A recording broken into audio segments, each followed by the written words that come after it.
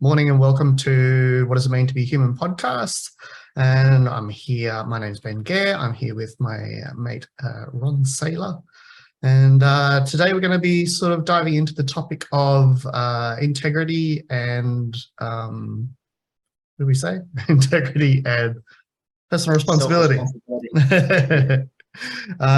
So a little bit of a chat off screen, and that's sort of what we've come up with today. So yeah, it seems like there's been some stuff flying around for you there, Ron. How you doing? And lead us in any way that feels appropriate for you, mate, in this sort of topic for the week. I reckon if I had hair, I'd be pulling it out right now. Bit of a rage monster hanging out in the background there. Like rage hair. Oh, mate, what a week it's been. What a week. I've been doing this work for over 20 years, nearly 25 years. And sometimes I think, you know what? Sometimes it doesn't matter what I've done. The only people that really bring me back into my stuff is my family. Without fail, my family triggers me like nothing else, man. And I'm sure I'm not the only one, right? I'm sure our families trigger us. And I've been having some heated discussions with family over the last week over stuff that's been happening over the last couple of years, the narrative around whatever it is, right? I don't want to go into it, but just the belief systems in place that once we believe something, how we make it our truth and how we make it our reality, and how we refuse to look outside of that, believing that that's it. It's set in stone. They're the, that's our templates, the what are they called? The commandments, of how we live our life. And for me, it's been challenging dealing with my family around COVID, around the pandemic, around all this sort of stuff. We just have different views on the matter. And, it's just really, can we learn to just accept each other's views and just respect that, whatever's happened has happened. What has been said has been said. Can we move on and just come back to a place of love? And I find that difficult with my family. I really do. We're on different pages with all of that. And, I guess what's happened for me over the last week has been having heated conversations with my brothers and my mum, and how that's been translating into my life outside of that, affecting my relationship at home, affecting how I've been at work, affecting my space in my meditation, affecting my space in my training, in my food. It's kind of like, it's funny how like this heavy fog has kind of been just like trying to make its way into my space. And just being aware of it has been a big process for me. And I'm still getting up, still doing my things. I'm not allowing it to dictate how I live my life. But I'd be lying if I said that it isn't triggering me and I'm not feeling like anger and I'm not feeling emotional around it. So that's kind of been what's happening in my world over the last week, mate. And that's where I'm at right now. It's just, I guess I'm coming to terms with the fact that, you know what, family, parents, siblings, I love my mum and I love my brothers and I always will. That's never going to change. That's my family. Of course, I love them. However, I'm not in a place to put up with the stories or the energy or the density or the obligations or the expectations that they have, right? Because that's different, because you wouldn't put up with someone else doing it to you. But for some reason, we have this mindset that because it's family, it's okay. It's okay to be reprimanded. It's okay to be spoken down to. It's okay to be abused. That's not a healthy relationship. And I guess for me, it's what I've realized over the last 24 hours is how much of this have I enabled? Like, how much have I let them do this? How much of my power have I given away to let this happen? So I guess now I'm kind of in this position where I'm going, okay, Ron, what have I done? Where has my integrity been compromised? And where have I not taken responsibility for what's happened? And that's where I'm kind of at now, Ben, is looking at that and saying, okay, what's the next step to keep me healthy, keep me safe, and keep my energy at the vibration I want it to stay at? And who do I need to just essentially cut off, right? So my energy stays at this vibration. And that's kind of what I'm processing right now. And that's kind of what we shared before we went live.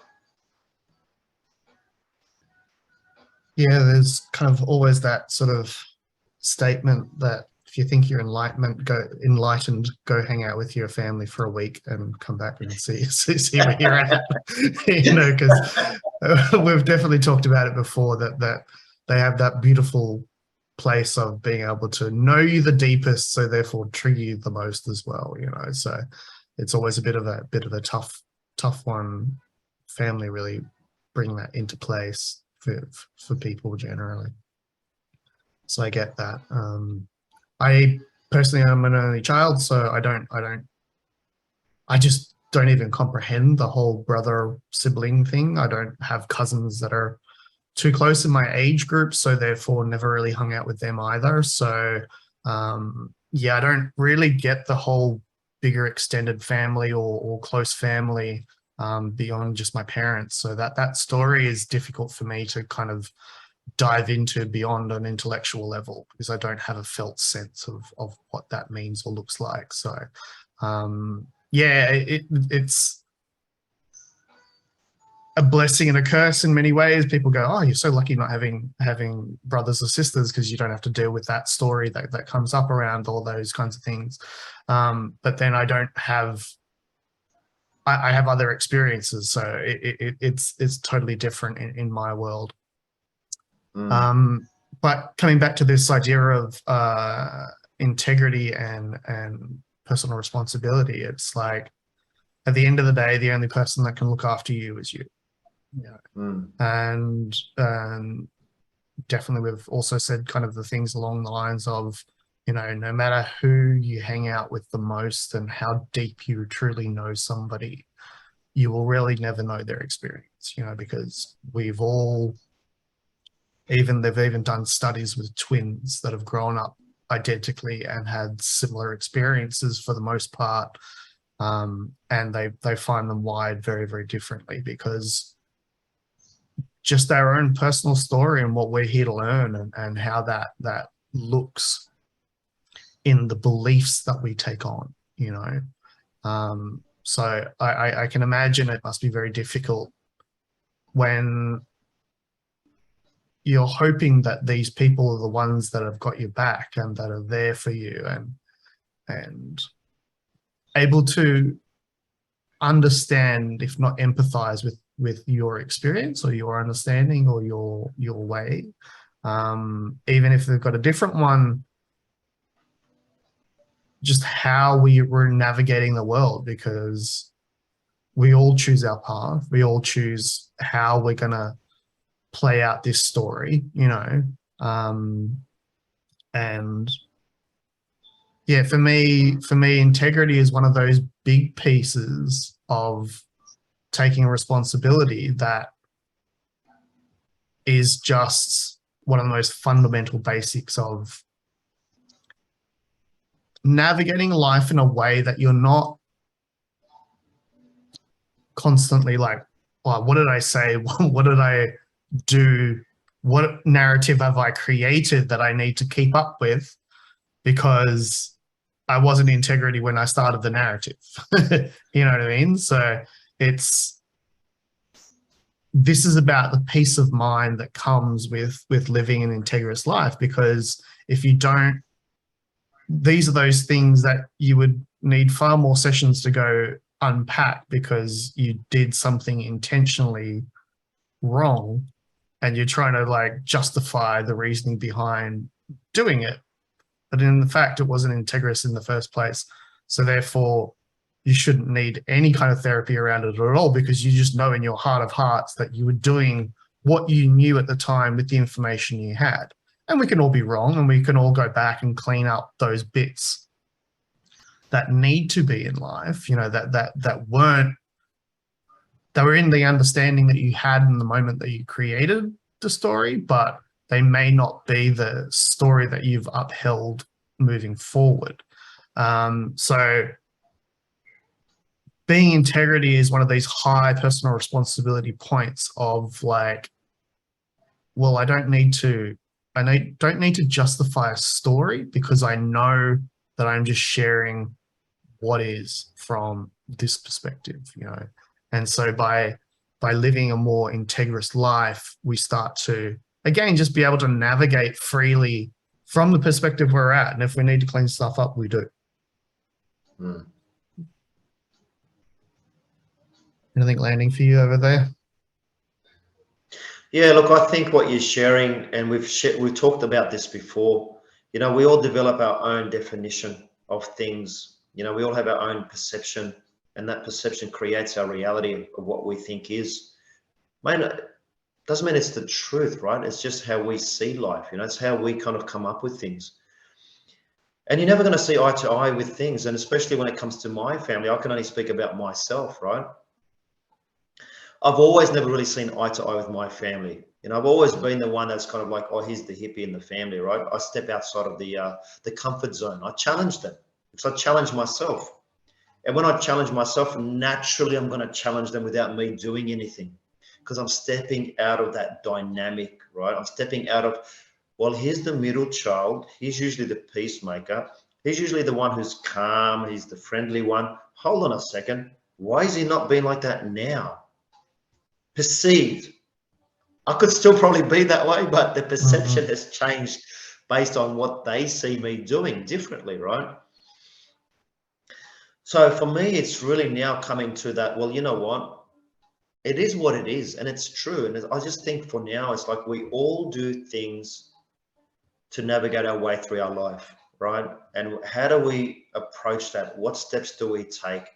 What methods do we use? You know, are we being supported in that? Do we just buy into our story and just capitulate and go down the wormhole or the rabbit hole, right?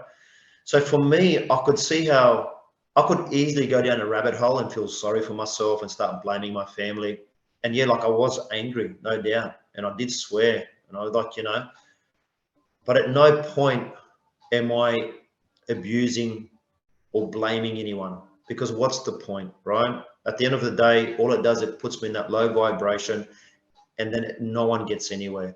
So for me, what I've learned is, you know what, Ron, you need to step aside, step away, just let them be. I can still send them love, but I don't need to interact with them at this point. And I know maybe for some of our listeners, that may sound a bit harsh. It's like, oh, how can you not do that? How can you ignore your family? Well, I'm not ignoring my family. I'm just stepping away from them because they all know that if they need me, I'm only one phone call away. So it's not like I've banished them out of my life. I'm still there. I just refuse to interact on that low vibration where, you know, some family members will always end up being the scapegoat. And, you know, that's just the way it is. So look, maybe I'm just probably babbling today because I'm probably still triggered, to be honest, and I'm still like processing this stuff, and I'm just really looking at how what I've done in this and how the conversations I've had may have triggered my family, right? And how they've just reacted to what I've said. So for me now, it's just looking to step back into myself and reclaim my power. And like I always say, reclaiming your power always starts by getting to know who you are.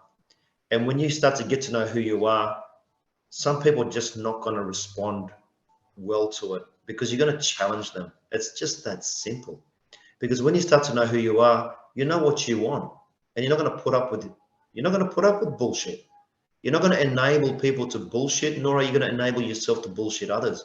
You're just going to be true down the line, transparent as much as you can, clear communication, really start to take responsibility for what you do and who you are and how you present in this world and how you present yourself to others. And that's kind of where I'm at. And this whole year has been all about getting to know myself on that level, starting to embody that. So it's a dance. I'm still dancing. I'm still learning. I'm not enlightened. I don't claim to be. I'm just learning my dance. And sometimes my dance is just not what other people want to see. I may be doing some break dancing and they want to see the nut bush. I don't know. They might get the shits because they wanted the nut bush, but I'm break dancing. Just as an analogy, right? As an example. So you got to dance to the song, to the rhythm of your heart. And sometimes that may be challenging enough because you've got to actually step out of what you know, what your thoughts are, beliefs, strategies, patterns. You know, for me, I've got to do that on a daily basis to step into my heart. always. And that's where it is for me. And that's just where I'm at. And yeah, this is just a very common sort of experience you hear from many that are walking the conscious path. You know, it can be very lonely at times. It can be tough. It can be super challenging because, again, you're the one choosing to live in integrity for your own peace of mind and your own experience, not because it's keeping the status quo or the homeostasis within the family unit or in your social tribe or whatever it is. You know, the path of consciousness means if you have to stand alone, you do stand alone, because again, it's right for you, not because it's the right thing, because ultimately truth is subjective to any kind of situation and it's particular individual and all this kind of stuff, because what's true for you may not be true for somebody else.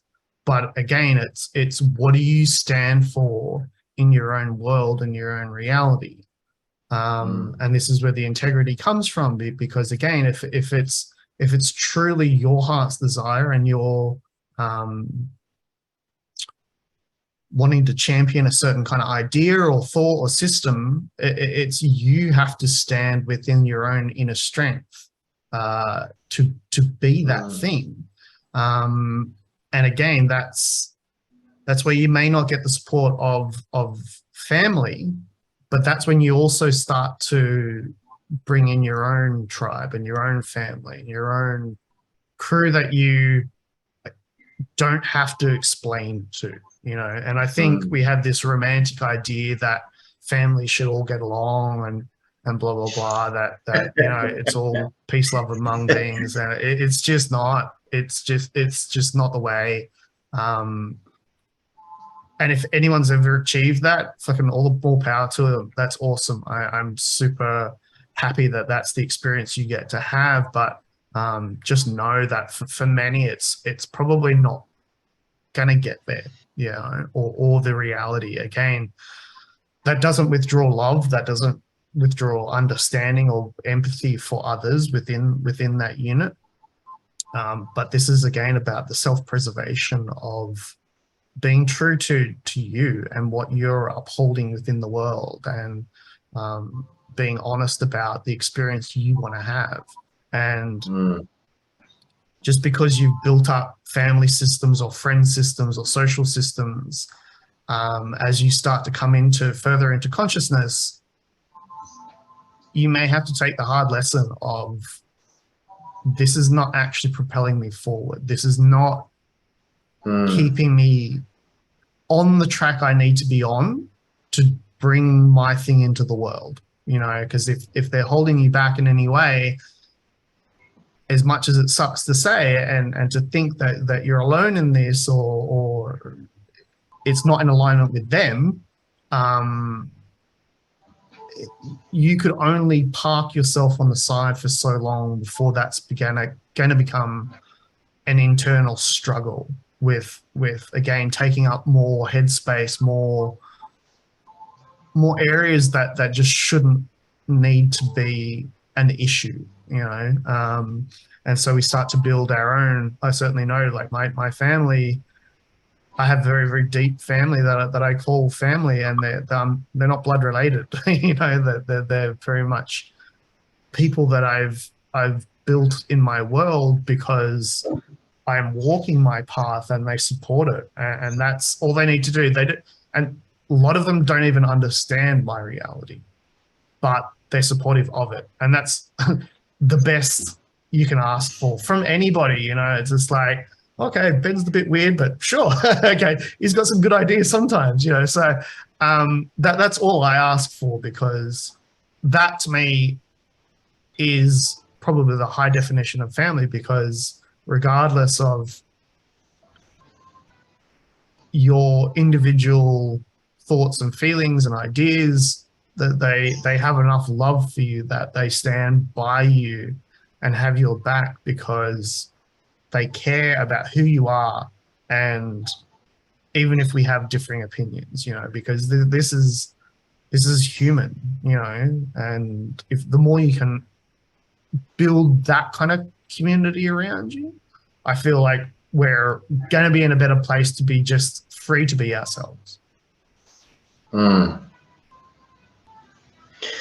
you know what I got out of that as you were sharing? It's kind of took me back to my days when I used to drink and take drugs and stuff like that. And I remember that point where I said, you know what? I need to change my life, man, because this is going nowhere. Overweight, unhealthy, really miserable, depressed, using all these stimulants, toxins just to step out of that, just to deny what I was feeling, really disconnected from myself, right? But at some point I realized I need a massive change here, or like I'm not going to end up, I'm probably not sitting here right now, really got to change the way I am. And one thing I noticed, Ben, at that point is when I chose to stop doing all that, how quickly my social circle just got smaller and smaller and smaller. And now that I sit back here and I look back on it, what I realize is we all carry a level of vibration, right? And our level of vibration attracts other levels to it. Now, as my vibration gets higher and higher and I keep myself clean and I meditate and I breathe and I look at keeping myself and my energy, raising that frequency as much as I can, I notice that different people start to come into that frequency. For example, if I sit there and just complain all day about something, I guarantee you someone else is going to come into my space and complain probably about the same thing, or they're just going to totally agree with me and have a similar story to share. And we're just going to build a circle of complainers about the same shit. Whereas if I don't complain, I'll just talk about like how much, what do I love to do? And I love this. I'm going to attract people that talk to me about the same things, what they love, what their vision is, what they want to create. Yeah, there's shit's going on, but it doesn't dominate who they are. So for what I've noticed over the years is vibration, energy, the frequency that we carry is huge.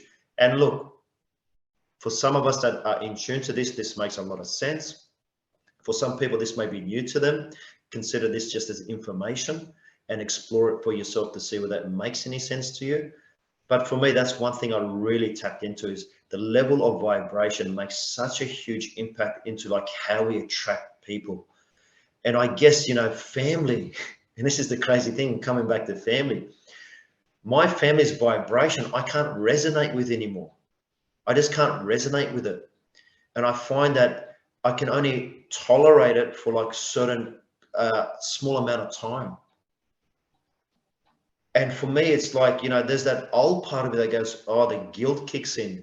You know, how can you say this about your family? Like, you know, that's your mum, they're your brothers, they, you know, you blah, blah, blah, blah, blah. All this story kicks in, right? My beliefs, my story, this stuff I start to make myself wrong for. But then I step back out of that and I go, okay, well, what's the truth in that?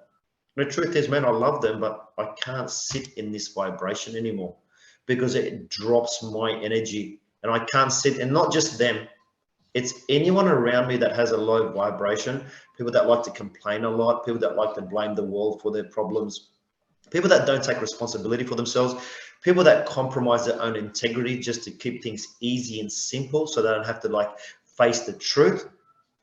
I can no longer enable that. And I say that with a firm stance because I'm just at this point where every time I enable that behavior in others, well, then I'm only enabling that behavior in myself. And I'm not saying that's going to happen all the time because I will naturally fluctuate. That's just what happens, right? But my vision and my core understanding of this is that's it. Every time I enable this behavior, it comes back to me twofold. I'm totally responsible for how people respond to me in my life. And this is the big lesson today, is where are we in integrity? How much do we compromise our integrity just so we can be liked? Just so we think we're good enough, just so we think we're worthy, just so we think that someone can like us and that, you know, we won't be alone. How many times do we do that? How many times do we give up our responsibility to blame what's happened in the world, to blame the person or the situation, or anything that so as long as it's not our fault? For how long do we keep doing this, right? For me, I'm not saying I don't do that, but what I am saying is I'm more aware of it, and I choose as a creator, as a warrior, to step into my heart, to say, you know what, Ron? No, it's there, acknowledge it. But what do you love and what do you want to do? Because I could have easily sent you a message today and been in boohoo victim world and said, oh, I can't do this podcast because I'm too emotional. But no, here I am, still emotional, but still sharing from my heart, because that's what we do. We step up into the world with responsibility and integrity. Yeah, we're constantly informing the world around us of how we want to be treated, whether it's verbally or through our actions, because again, the more you let things slide or don't speak your mind about how you want to navigate this reality, it's subtly in the background informing others how you want to be treated or what's okay, how what you're putting up with at the end of the day in your world. And this is where we need to take responsibility for our thing. And at the end of the day, also, love is an action, it's not a word, so we often think that it's just like, just because I love you, that it's what it sounds like. Actually, how I treat you is the highest form of love. That is because it's so easy for many to say I love you, and but if they treat you like shit, then is it love? Because it's not always the intention. Maybe there, and there may be some thought in the background that, oh well, I do love them, but it's an intellectual exercise as opposed to a felt sense experience. Because love is a way you treat somebody, or the things you do, or how you carry yourself, or things like this. Because like attracts like, and the more you stay in the integrity, stay in your own personal sphere and live that thing, you're going to attract those around you that are going to support you. And again, it's not that your way is better or right or wrong, it's just you doing your way. And you shared your experience of younger years when you were doing drugs and all that kind of stuff, clubs or things. There was certain kind of personalities too. But I also want to say that this is prevalent within spiritual communities as well.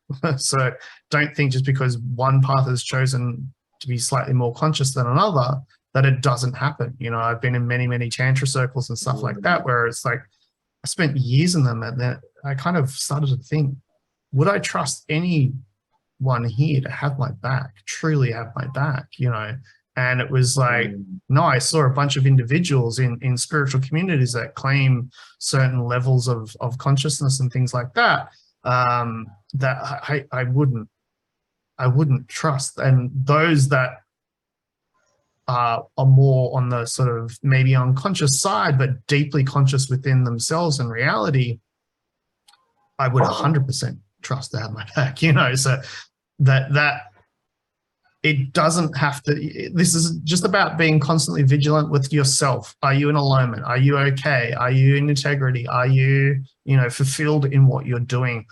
Are you only going along with it because it's the easy thing to do? Whereas maybe there's a niggling part of you that's not happy with the way things are looking or going, or, and that's what happened to me years ago, having spent many times supporting many, many other communities, to go, this is not going to get me where I need to go, and this is time that I start to build my own thing from here, because I have a slightly different perspective. Not that, again, that it's right or wrong, but it's just like, I don't feel like this is the truth for me.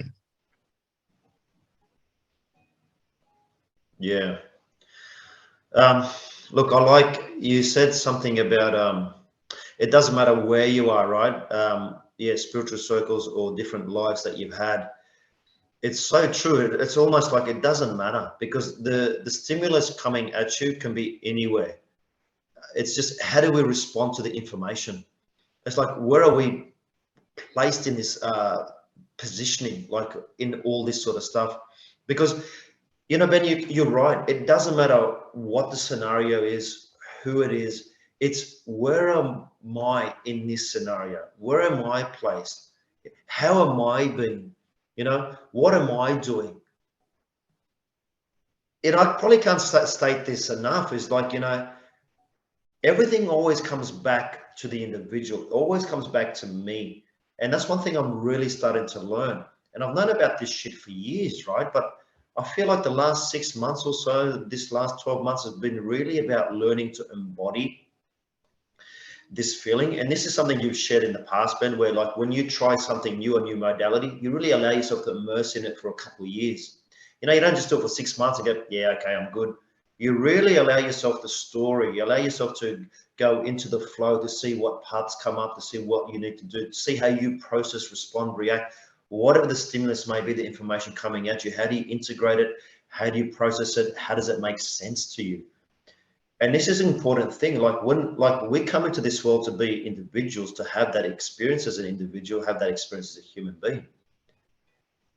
Now I'm in my late 40s and I'm only learning really on a deeper level. What does it mean to take full responsibility for me? And how does that interact with my integrity?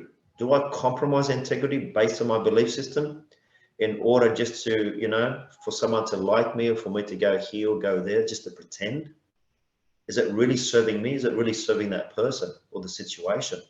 So I think I can't keep emphasizing the importance of bringing it all back to you, even if it doesn't make sense, right? Because at the end of the day, what you do creates ripples in your world.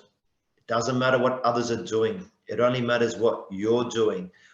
How you respond to the ripples that others are creating is also your responsibility. Do you need to take on the ripples that come your way? Well, that's up to you. You don't have to take them on. There's no obligation for you to take them on. You can acknowledge them, have the experience, see whether some of it makes sense, some of it's yes for me, and then you just let it go. But we spend so much time absorbing ripples. Oh, that person did that. It's going to affect me this way, or this happened and I feel this way. I think I'm really just, I'm kind of like over it. And I guess I'm kind of, if anything, I'm probably sounding a bit angry today because I'm kind of like over myself at the same time, how I keep enabling this stuff. And even though I might come across as a bit angry today, I'm in no way am I like making myself wrong or beating myself up or right, wrong, good or bad. It just is what it is. And for me, this is just a great indication now for me to say, okay, Ron, what's the next step from here? What are you going to do from here, bro? What's the next step? What are you going to do from here? Not from a place of anger or a place of hatred or a place of having to be right, but a place from my heart. And a lot of people sometimes think you can't get angry if you live in your heart. Well, let me tell you something. Let me clear something up for you. Getting angry is a great way to cleanse the body so it doesn't build up in your system. There's healthy anger and there's unhealthy anger, right? Clearly with everything. What I'm displaying today is a version where I'm just clear in myself that, you know what, this is what I need to do. So now I'll do a process to take myself to the next level. If some of you out there don't know how to deal with healthy anger and you find yourself getting passive aggressive or you just find yourself reacting or looking for conflict, then maybe there's some conflict deconstruction processes that you can do, or you can always reach out to Ben and I and we can help you with that process. Because like we say, you know, individuals make community, right? And community allow for us to come together. Like-minded, open-minded people, whatever it is, we come together to support one another. And this is what we do here on What Does It Mean to Be Human? We come to support one another. Yeah, anger is a powerful force, and if channeled in the right way, can be quite a driver. And if you've got a passion, if you've got something you want to create in the world, if you're going to stand alone as an individual for and stand up for the thing that you're championing here and is what is your gift, you're going to become a target. You're going to need to use that fire of anger in a healthy way. You know, that there's unhealthy, there's ways to like let it out in a healthy, controlled environment, but then it can also be channeled in the background as the thing that moves you forward, because it's a powerful force. And any of this kind of denial that it's not a spiritual path to have anger, it's absolute rubbish. You know, let's just get over that now, you know, because anything, anywhere anybody denies something, it's going to fester and twist into something even worse, you know, because you're not being honest. You're not being healthily expressing it in a way, like I said, like a punching bag or something like that. That would be healthy expression of anger, you know, because it's not directed at anybody. It's not about anything. Even if you're using it as a visualization to at a certain person, it's not about the person. The energy is not going towards them. It's just the trigger you need to express. But yeah, any of this kind of idea that it's like, oh yeah, if you've met any of those people, that anger is not healthy. Oh, quite scary levels of denial going on there. That festers in the background and becomes twisted into something a lot uglier than the thing you're trying to avoid. So yeah, it's okay to have the gamut of any emotion at the end of the day. You know, you're a human being. You have the potential for all of it, good and bad, within you, you know. It's just what you choose to do on a daily, moment-to-moment basis of, this is the way I want to be treated. This is the way I want to create my reality. This is the way I want to move forward from here, because this is going to get me closer to where I want to be and who I want to be around, because that's important for my peace of mind and my reality and my integrity and me just being free to be myself. Hallelujah, brother. Well said. Thanks for sharing your rage with us today, and I'm sure you'll know plenty of outlets to take that into in a healthy manner, and hope the clarity comes as you journey down the path of family and relating and all the stuff and the joyous things that we do as a conscious being. Oh, yeah, 100%, man. And you know what? This is what I love about this podcast. You know, we get to share, we get to be real, we get to be raw, we get to share our experience and what we go through, not as an example, but just as an experience for others to relate to. And that's what I love about this podcast, and that's what I love about what I do. You know, we get to wear our hearts on our sleeve, and sometimes, you know, we may be a bit more emotional than other times or whatever it may be, but the reality is, you know, you can't always be sitting in the place of joy and happiness constantly, but you do have the power to step into it. And this is kind of like, you know, what we talk about. You just got to acknowledge where you are. Wherever you are is perfect, right? It's perfect.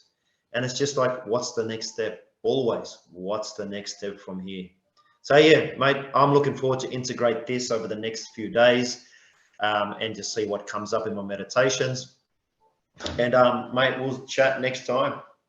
Yeah, absolutely. Just want to quickly throw in there lastly that we need to learn to become the observer, because there is always polarity. You know, there's always going to be up and down on the journey. That is the nature of the journey.